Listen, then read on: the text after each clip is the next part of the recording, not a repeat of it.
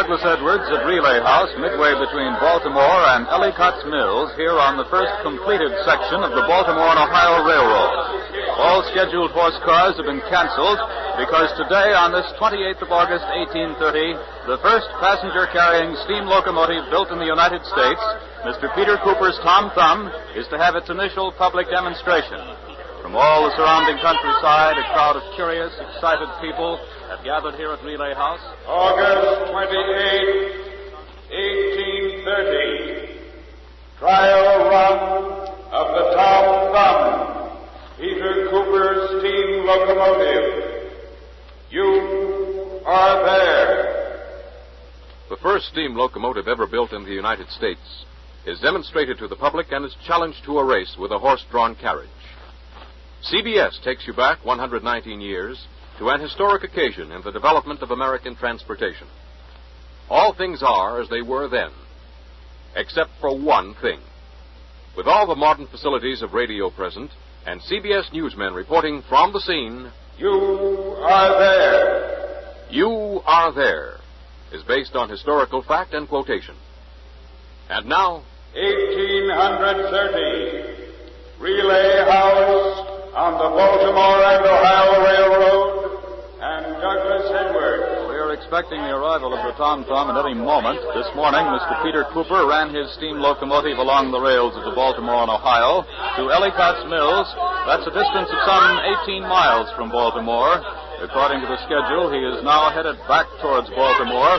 And here at Relay House, the point where Norm Ohio switched teams, a festive crowd has assembled. They're here for the most part out of curiosity. Some are inclined to regard this whole occasion as a lark, an event of no import at all, except perhaps if the Tom Thumb blows itself off the rails, a contingency they regard as highly likely. The Tom Thumb is not yet in sight, but Ned Kelmer is aboard the steam locomotive. Perhaps he can tell us when it will arrive. Come in, Tom Thumb. Come in, Ned Kelmer, aboard the steam locomotive, the Tom Thumb. Hello, Doug Edwards. I don't know precisely where we are. I should say not more than a mile or two from Relay House. You can expect us within a few minutes, I'm sure. Yes, Mr. Cooper just nodded as I said that. A few minutes, Doug, that's about all. Right now I'm standing next to Mr. Cooper at 12 miles an hour. I know that sounds incredible, but we've been maintaining this pace for 2, sometimes even 3 minutes at a stretch. Of course, we do slow down quite a bit for the curves, but it's almost impossible to describe the exhilaration, the thrill of rocketing along at this speed of 12 miles an hour. It's difficult to even talk. I've got one hand grasping the railing here, my other clutching the microphone. You can probably hear the whine of the wind streaking by. I'll be seeing you in a matter of minutes. And now back to Doug Edwards at Relay House. We see no sign as yet of the Tom Thumb here at Relay House, but Bill Leonard is atop the little round station house, and he'll let us know the moment he spots the Tom Thumb down the tracks. Here, standing next to me, is a gentleman who's probably more concerned than anyone about the outcome of this trial run, the president of the Baltimore and Ohio Railroad, Mr. Philip E. Thomas. Mr. Thomas, it's a great turnout, isn't it? Fine. Splendid. I'm gratified that the people here have taken such an interest in our endeavor. The Baltimore and Ohio is now in its second year, isn't that right? Yes, our second year. The first stone in our railroad was put down July the 4th, 1828. Of course, at that time, we planned only for horse cars. Mr. Thomas, what gave you the idea of building your railroad to the west? Well, Mr. Edwards, I'll be nothing but honest with you. The idea was born of necessity. At one time, as you know, Baltimore was the eastern terminus of the highway to the west, the national road. But the opening of the Erie Canal in New York State 5 years ago has drained an enormous amount of commerce out of our city. To regain our trade, we have planned this railroad. And now you're considering the possibility of steam locomotives to supplant the horse cars. In that connection, what about the statement of George Stephenson, the eminent English authority, that steam locomotives will jump the track going around sharp curves unless they slow down to a walk? Well, we hope to have the answer to that today. There's a very sharp curve at Point of Rocks between here and Baltimore, and We'll see what happens. Well, thank you very much, Mr. Thomas. Just a moment, please. Well, I can tell by the crowd it's coming, the Tom Thumb. From where we stand, we can't see anything, but Bill Leonard, the top relay house. Can you see Mr. Cooper's steam locomotive? It's not the Tom Thumb, Doug.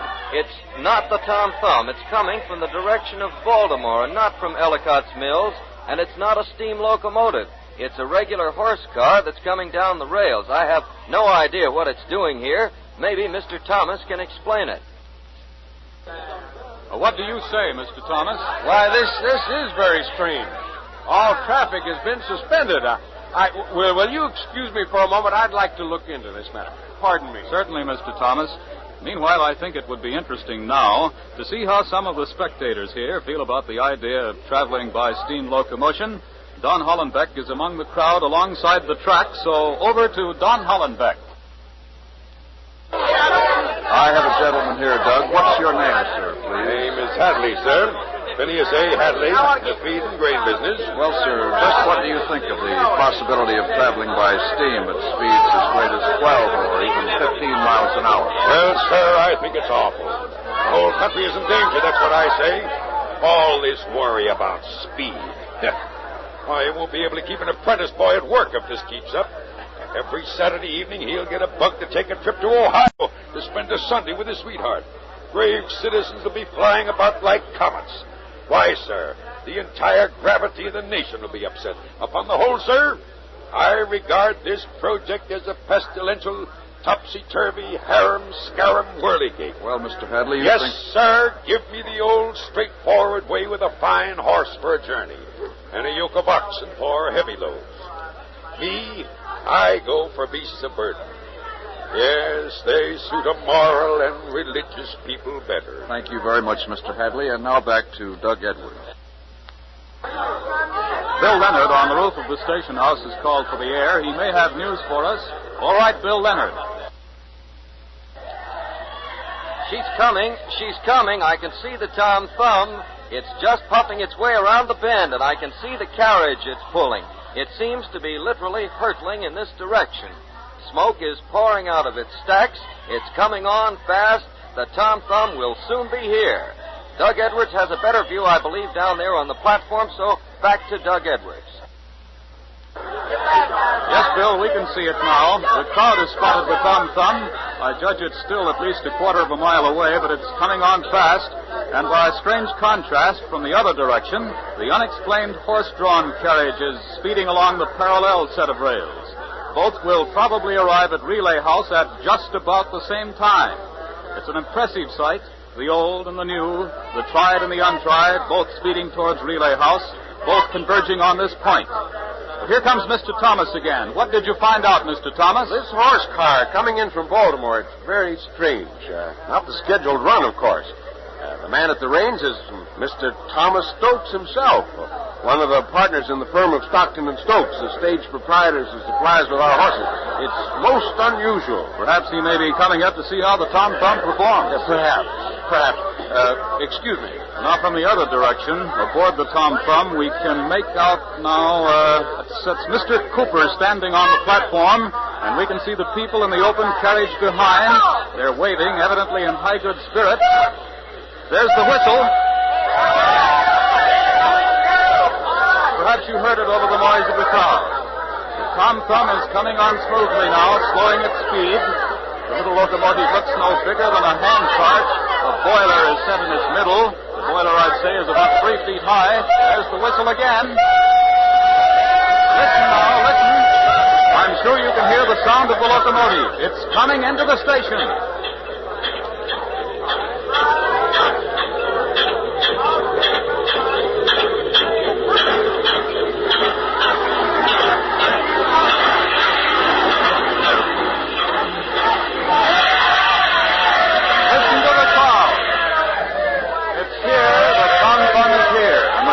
Surging towards it.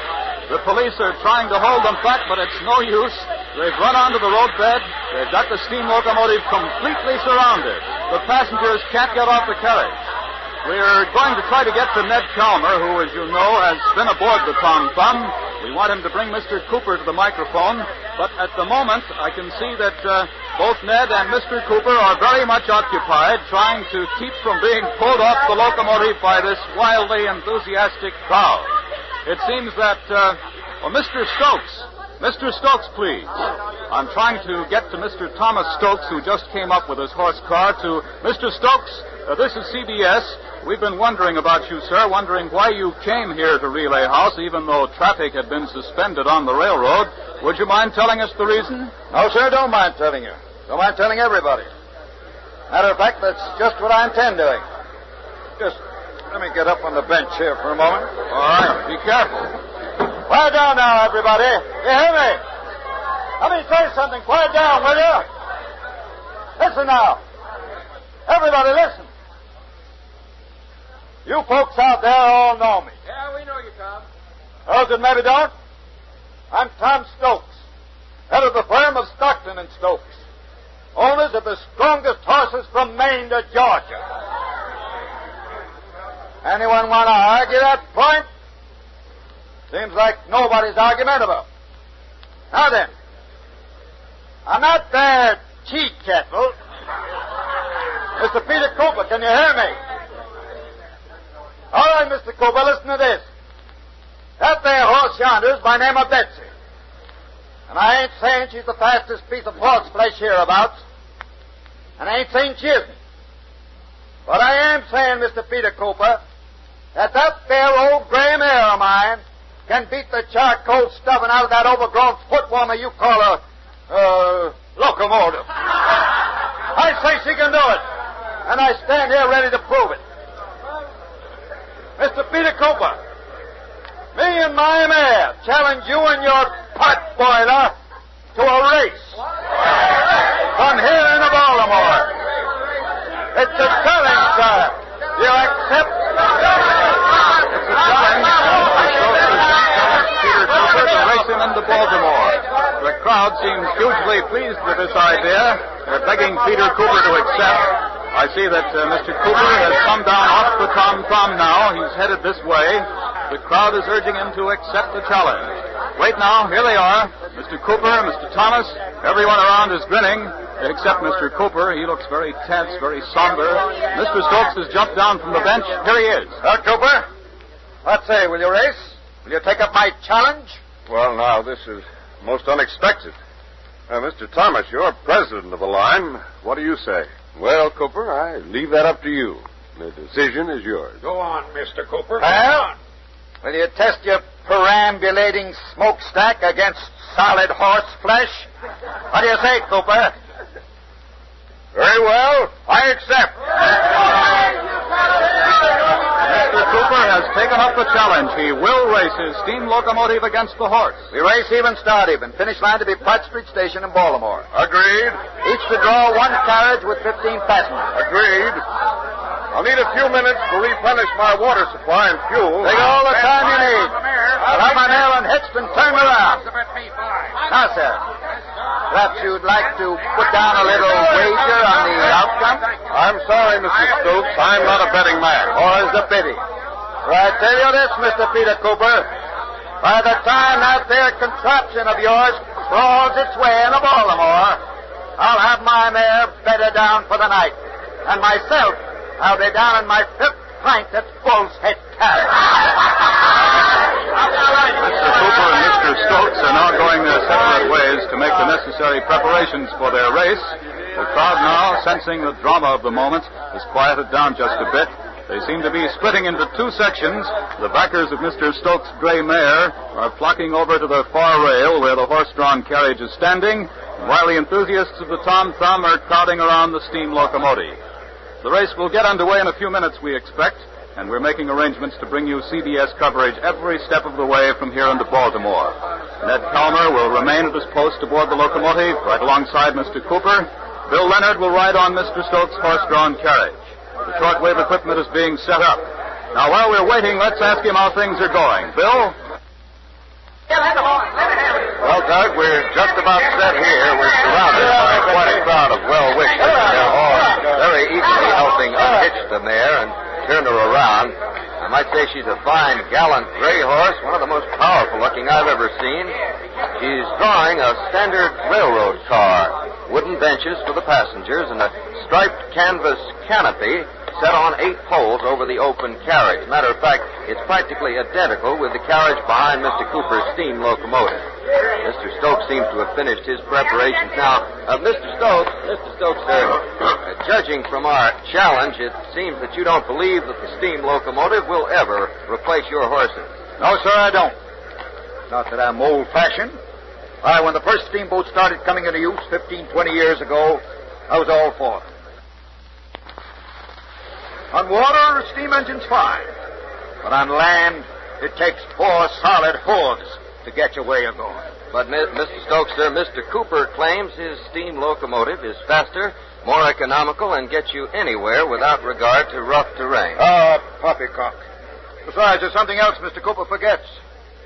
Let me tell you this. Scientists say that when anything goes around a curve at 15 miles in an hour, there's no telling what will happen. Something called centrifugal force, I think it is. Whatever it is, it'll smash a person's bones to smithereens. Crush them like nothing at all. Well, thank you, Mr. Stokes. Thank you, sir. And now, in the last few moments before the race gets underway, let's see how Mr. Cooper's preparations are progressing. So, over to the Tom Thumb and Ned Kelmer. I'm standing here on the open deck of the Tom Thumb, and I'm going to try to get Mr. Cooper to answer a few questions.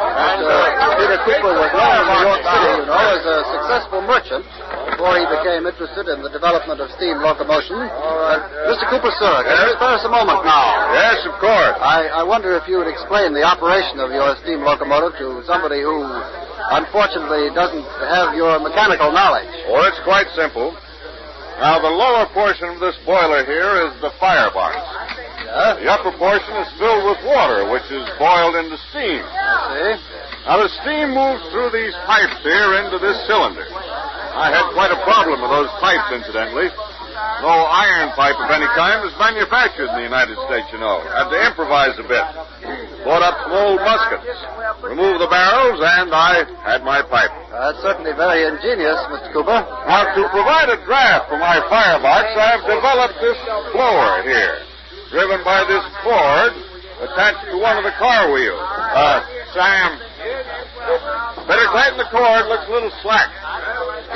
Now, under here, you can see the gears that transfer the up and down action of the engine into a rotary action that turns the wheel. One last question, Mr. Cooper. Do you intend to take the curve at Point of Rocks at full speed? Well, that'll depend on how the race is going.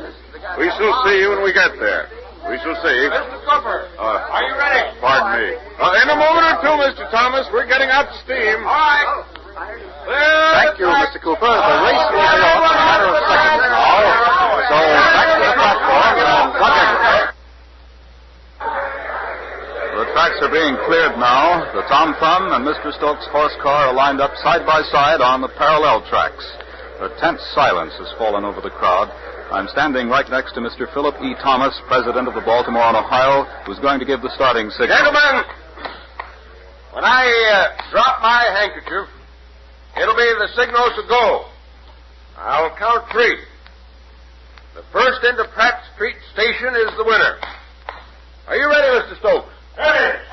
Are you ready, Mr. Cooper? Ready. All right. 1, 2, 3.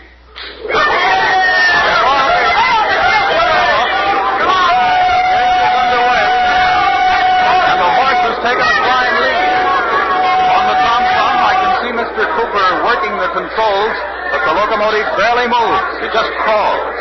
But the Tom Thumb is moving very slowly, very slowly. Ned Kelmer, what seems to be the trouble?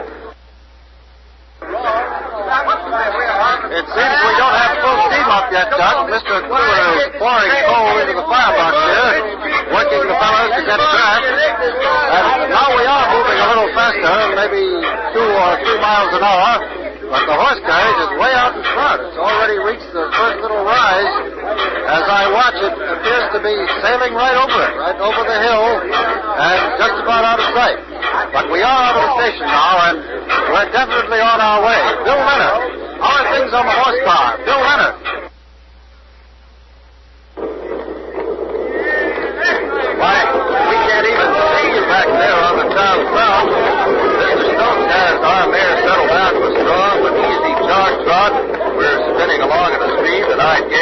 perhaps 6 or 7 miles an hour, smoothly rolling over the rails. Back in the carriage here, the company is in high good spirits. You can probably hear them, and everyone is looking back, but there's no sign at all of the Tom Thumb. It doesn't seem to be in this race at all. Right now, we're coming up to the curve at Point of Rocks. Mr. Stokes has the mare in hand, just slackening the speed a bit, not much. The men in the carriage are gripping the handrails, waiting to take the curve. And now we're on it. We're on the curve. We're taking it easily, just a little sway. Not much, but we're going around smoothly, easily. And we're past now. We're past it on a stretch of the straight track.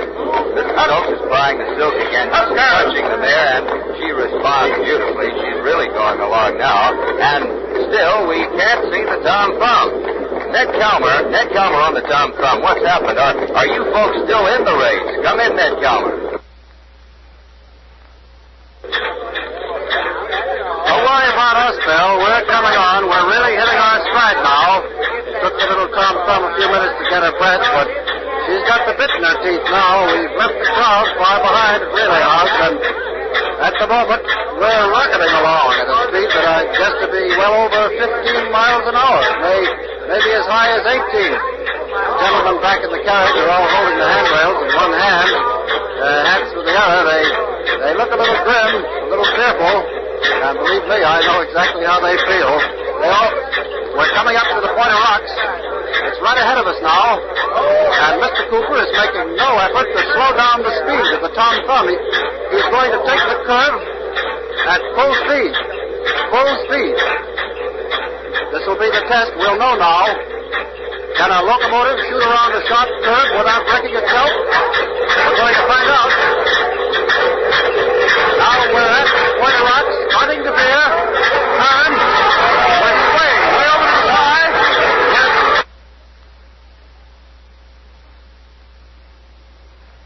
This is Doug Edwards at Relay House. Come in, Ned Calmer. Come in, Ned Calmer. Ned Calmer on the Tom Thumb. Are you all right? What's happened? Come in. Come in, Ned Calmer. Ladies and gentlemen, we've lost our signal from the Tom Thumb. We don't know what's happened. As you heard, the locomotive was taking the curve at full speed. That's a tremendous gamble by Mr. Cooper. A desperate attempt to catch up with the horse car. But it seems that... Hello, Doug. Hello, Doug Edwards. Hello, Ned. That's all right. All right, go ahead. What happened? We're all right. We were cut off a moment. Our microphone connection worked loose because of the vibration of the engine, but the main thing is we made it. We made it around the curve. The locomotive and the carriage swayed violently, but we stayed on the rails. We proved that a steam locomotive can take a sharp curve at full speed at 15 or even 18 miles an hour. And now we're really bearing down on that horse carriage. Only yards separate us. The horse car seems almost to be standing still as we roar down. I can see Mr. Stokes trying to quit madly. The mare has gone from a jog trot into almost a gallop, and yet it's no use. We're stepping up, almost up to it.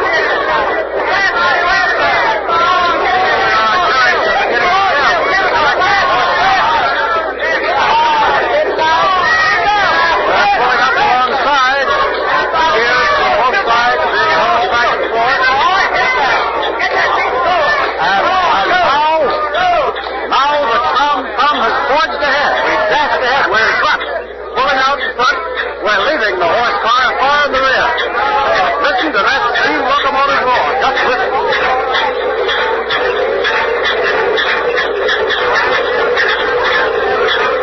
It's an amazing demonstration. This little locomotive is rolling over the countryside now. 15, 16, maybe even 18 miles an hour. No one ever believed such speed possible. The horse car is far in the rear. We lost it behind some little hills and curves back there. And we've got the race all to ourselves now. Mr. Cooper is firing confidently. One hand on his driving lever, the other tightly gripping the brim of his hat. Occasionally he checks the mechanism of the locomotive. But everything seems to be under control, working smoothly. We're just about at the city limits now. Here and there, little groups of people waving to us as we pass. Wait a minute. Something's the matter. A moment ago, we were going along beautifully, and now engine has begun to wheeze and crack. Something's wrong. We're slowing up. Mr. Cooper. Mr. Cooper, what's happened? The blower cord has slipped off the pulley. I'm going to try to get it back. Don't do it, Mr. Cooper. It's spinning too fast. It's hot. Oh, look out, Sam. Let me try to reach down for it. Watch your hand! Mr. Cooper was trying to fix the blower cord, and his hand has been lacerated, but he doesn't seem to be badly hurt. We're stopping. We're stopped. And here comes the horse car. Here it comes, bearing down on us. Mr. Cooper, bad hand of all, seems to be determined to get the locomotive into action again. But Stokes and his horse car are coming up, passing us, while we're stalled. Helpless.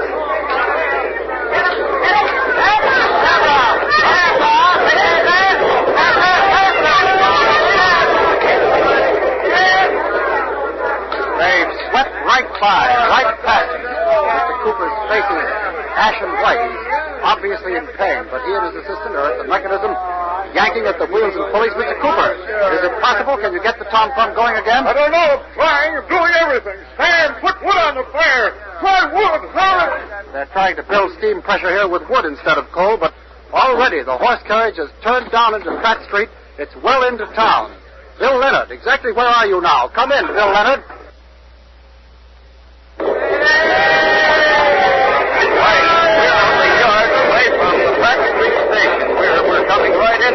The finish line is just ahead of us. And Mr. Stokes has given the mare free rein. She's trotting along proudly as though she senses the triumph ahead. And here's the station. Here's the finish line. We're over. The horse has beaten the locomotive.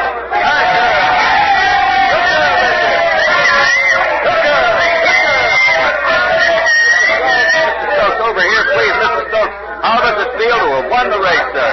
How does it feel? Wonderful. That should prove to everyone. That should prove it. Nothing will ever take the place of the horse. Nothing will ever take the place of the horse, and that seems to be the opinion of everyone here. The horse has brought her carriage in safely. The race is over.